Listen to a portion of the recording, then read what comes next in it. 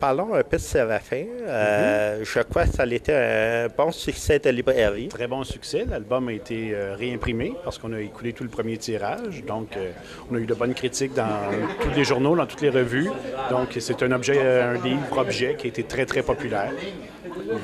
Et mes sources m'informent que vous avez peut-être un autre personnage d'Albert Chartier dans l'ami. Oui, on a d'autres projets avec Albert Chartier, avec les héritiers d'Albert Chartier, en fait, parce qu'il est décédé depuis déjà une dizaine d'années.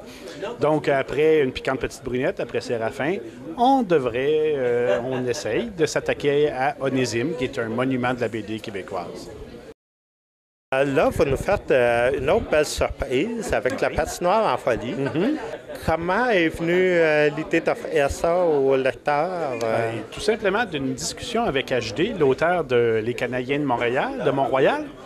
Je l'ai rencontré au Salon du Livre en novembre dernier. Puis il me disait que lui aimait beaucoup le hockey puis qu'il avait été comme déçu de voir qu'au Québec, il n'y avait pas de bande dessinée de hockey. Et moi, ça m'a rappelé que dans le Croc, à l'époque, il y en avait.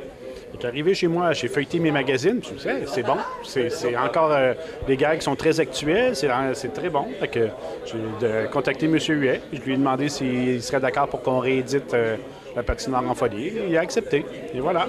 Donc ça s'est fait très vite, entre une conversation au mois de novembre, la direction des 400 coups qui a accepté le projet en janvier, et en avril, le livre est sorti. On peut supposer que c'est le début d'une belle collaboration entre l'équipe de KO et les 400 coups. Bien, c'est sûr qu'il y a beaucoup de bonnes bandes dessinées qui ont été publiées dans Croc.